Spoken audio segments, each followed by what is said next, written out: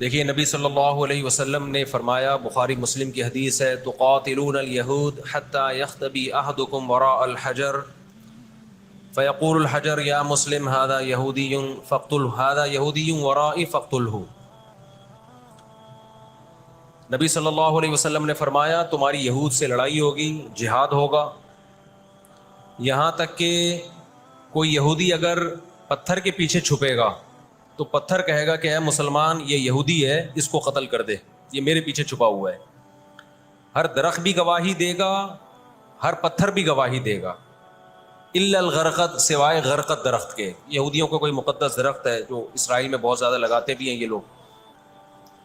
نبی صلی اللہ علیہ وسلم نے جب یہ بات ارشاد فرمائی تو اس وقت مسلمانوں کی یہودیوں سے ایسی کسی لڑائی کا تصور بھی نہیں تھا، ایک پیش گوئی تھی جو کسی کے خواب و خیال میں بھی نہیں تھا کہ صدیوں بعد جا کے ایسا ہو سکتا ہے۔ اس سے بھی پتہ چلتا ہے کہ ہمارے نبی صلی اللہ علیہ وسلم کی جو پیش گوئیاں ہیں اگر وہ پوری نہیں ہوئیں تو آپ ٹائم کا انتظار کریں، ایک وقت پوری ہو جائیں گی۔ 1300 سال تک مسلمانوں کو اس حدیث کا مطلب سمجھ میں نہیں آیا عملی دنیا میں۔ ایمان تو تھا سب کا کہ اللہ کے نبی نے جو فرمایا برحق ہے، کیونکہ یہودیوں سے میں نے بتایا نا لڑائی ہوئی نہیں ہے۔ جب مدینہ سے اور جزیرہ عرب سے ان کو نکالا گیا، یہ دنیا کے مختلف ملکوں میں جا کے آباد ہو گئے ہیں۔ اس کے بعد یہ ہمیشہ یا تو عیسائیوں کے زیر سایہ رہے ہیں یا مسلمانوں کے زیر سایہ رہے۔ ان کی لڑائی اگر ہوئی عیسائیوں سے ہوئی ہے، مسلمانوں سے ان کا کبھی ٹاکرا نہیں ہوا۔ لیکن پیغمبر صلی اللہ علیہ وسلم نے کیا فرمایا صحابہ سے؟ تقاتلون، تم لڑو گے، تم سے مراد یہ امت لڑے گی، ایک وقت آنے والا ہے اور ایسی لڑائی ہوگی، ایسی لڑائی ہوگی کہ حتی یختبی احدکم وراء الحجر، کہ پتھر اور درخت بھی یہودی کا ساتھ دینا چھوڑ دیں گے۔ آج دنیا جن حالات کی طرف جا رہی ہے نا، یہ ایسا لگتا ہے کہ اس حدیث کے پورا ہونے کا ٹائم آ گیا ہے۔ ہم جب قرآن مجید پڑھتے تھے، اب بھی پڑھتے ہیں، لیکن جب طالب علمی کے دور میں جب سمجھ کے پڑھنا سیکھا ہم نے، تو ہم جگہ جگہ قرآن میں دیکھتے تھے ضربت علیہم الذلہ، اللہ نے ان پر ذلت کو مسلط کر دیا ہے۔ میں بار بار کہوں یہودیوں سے ہماری مراد علی الاطلاق سارے یہودی نہیں ہیں، کیونکہ میرے بیان کو لوگ شارٹ کلپ بنا کے غلط چلاتے ہیں۔ ابھی میرا ایک بیان کسی نے چلایا، میں بیان میں کہہ رہا ہوں کہ عورت اور مردوں کی نماز میں جو فرق ہے کسی حدیث سے اگر ثابت نہیں ہے تو یہ بھی تو حدیث سے ثابت نہیں ہے کہ عورتیں صفا مروہ میں چلیں گی، دوڑیں گی نہیں۔ یہ بھی تو حدیث سے ثابت نہیں ہے کہ عورتیں آہستہ لبیک کہیں گی۔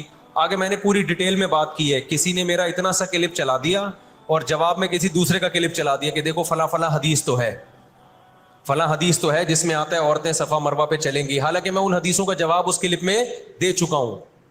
نمبر 1 وہ مرفوع حدیثیں نہیں ہیں، نمبر 2 وہ صحیح روایتیں نہیں ہیں، من گڑت ہیں، یا تو بہت درجے کی ضعیف ہیں، اس قابل نہیں ہے کہ ان کو دلیل کے طور پہ پیش کیا جائے۔ لیکن شرارتی نے میرا آدھا کلپ چلایا اور دوسرے اسکالر کا میرے مقابلے میں لگا دیا۔ نیچے لوگ کہہ رہے ہیں مفتی کو حدیثوں کا نہیں پتا اور ان صاحب کو حدیثوں کا پتا ہے۔ تو آپ کر لیں جو مرضی کرنا ہے، قیامت میں اللہ حساب و کتاب لے لے گا۔ تو میرے کلپ لوگ ادھورے چلاتے ہیں۔ ہمیں اللہ کا شکر ہے، ان لوگ، ہم نہیں کہہ رہے ہم بہت بڑے فنٹر ہیں، یہ جو آج کل کے یوٹیوبرز آ رہے ہیں نا، جو نئے نئے اسکالرز آ رہے ہیں، ان سے قرآن کا بھی الحمدللہ زیادہ پتہ ہے، حدیثوں کا بھی ان سے الحمدللہ زیادہ پتہ ہے۔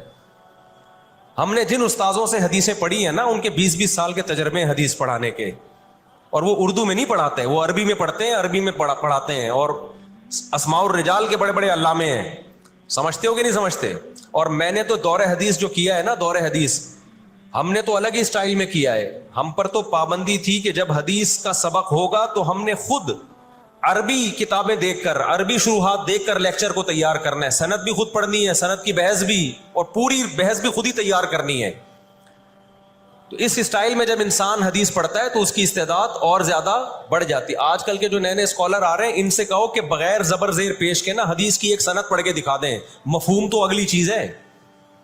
تبھی ہم کہتے ہیں سامنے بیٹھ کے جو مسائل حل ہوتے ہیں نا، وہ یوٹیوب پہ کلپ بازیوں سے نہیں ہوتے، ان سامنے بیٹھتے نہیں ہیں لوگ۔ میرے 3 دنیا میں مناظرے ہوئے ہیں، 3، اور تینوں میں الحمدللہ اللہ نے مجھے فتح دی ہے۔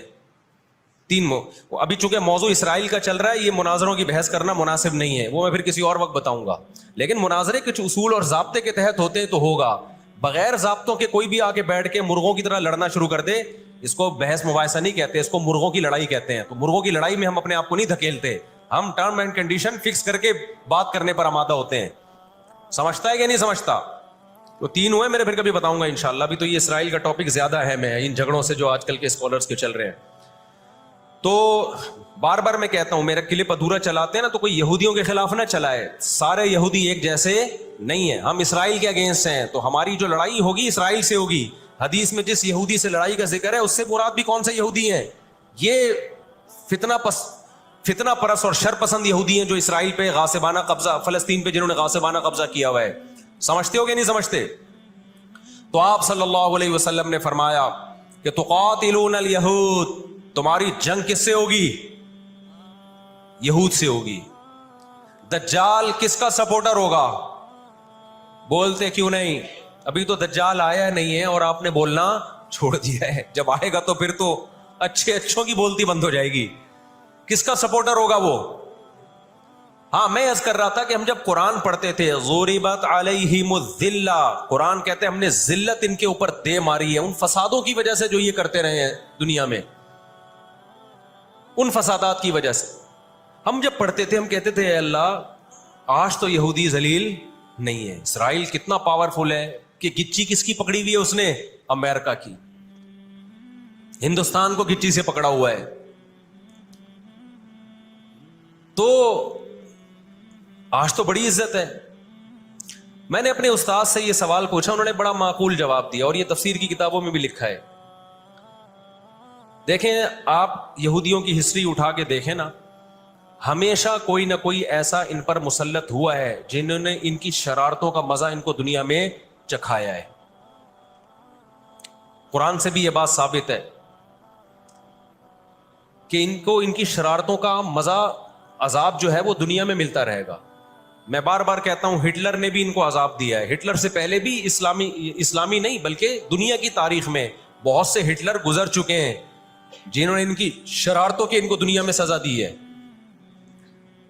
ہم پھر بھی بتائیں ہم ہٹلر کے حامی نہیں ہیں جو ظلم اس نے کیا، لیکن وہ بھی ان کی شرارتوں سے بیزار تھا. قرآن کہہ رہے ہم نے ان پر ذلت کو دے مارا ہے. دنیا میں بہت دفعہ رسوا ہوئے یہ. اب کیا ہے؟ یہ آخری ذلت ہے یہودیوں کی جو اب کس کے ہاتھوں ہونے والی ہے؟ فلسطینیوں کے ہاتھوں. آپ کو معلوم ہونا چاہیے جب دنیا میں کسی کو بہت زیادہ ذلیل کیا جاتا ہے نا تو پہلے اس کو عزت دی جاتی ہے.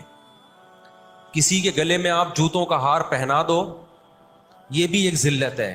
اور ایک طریقہ یہ 3 پیس سوٹ ٹائی میں آپ اس کو صدارت کی کرسی پہ بٹھائیں اور پھر آپ اس کو جوتوں کا ہار پہنا دیں. بتاؤ کون سی بڑی ذلت ہے؟ یہ دوسری ذلت پہلی ذلت سے بڑی ہے.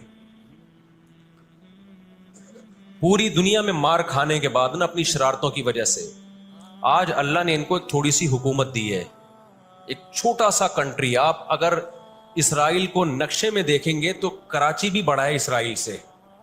اتنا چھوٹا ملک، اتنا چھوٹا ملک، اور تعداد بھی بہت تھوڑی. اللہ نے انہیں کچھ وقت پنپنے دیا ہے. اللہ نے کہا ٹھیک ہے تم دنیا تمہاری آخری شرارت دیکھ لے، اس کے بعد جو میری طرف سے تم پہ مار پڑنے والی ہے اس کے بعد قیامت تک تم دوبارہ اٹھنے کے قابل نہیں رہو. یہ آخری ذلت کا انتظام ہو رہا ہے یہود کا. اور جو فائنل میچ ہوتا ہے نا وہ شاندار ہی ہوتا ہے. کیا خیال ہے؟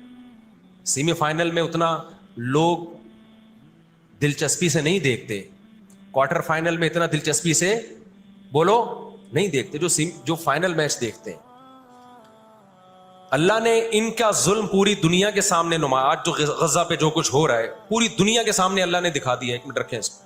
پوری دنیا کو دکھایا نا اللہ نے کیا کر رہے ہیں. یہ کس طرح سے اسرائیل میں لوگوں کو لا کے آباد کیا، فلسطین میں، پھر فلسطینیوں پہ اقوام متحدہ کی 60 سے زیادہ قراردادیں ہیں جس کی اسرائیل دھجیاں اڑا چکا ہے. 60 سے زیادہ قراردادیں، 60 سے زیادہ، جس کو اسرائیل نے ماننے سے انکار کیا ہے. یونائٹڈ نیشن کی بات کر رہا ہوں میں. تو اللہ تعالیٰ ان کو تھوڑا سا پنپنے دے رہے ہیں کہ ٹھیک ہے اس دفعہ سیمی فائنل تم جیت لو، فائنل تک تو پہنچو نا تم، اس کے بعد ہوگا کیا؟ دیکھو آپ نے سنا ہوگا کہ لاتوں کے بت ہاتھوں سے نہیں مانتے. یہ جو اسرائیل جو کچھ کر رہا ہے نا، اس کا اصل حل مجھے بھی پتا ہے مظاہروں میں نہیں ہے، اس کا اصل حل ہے جہاد. اس کا اصل حل کیا ہے؟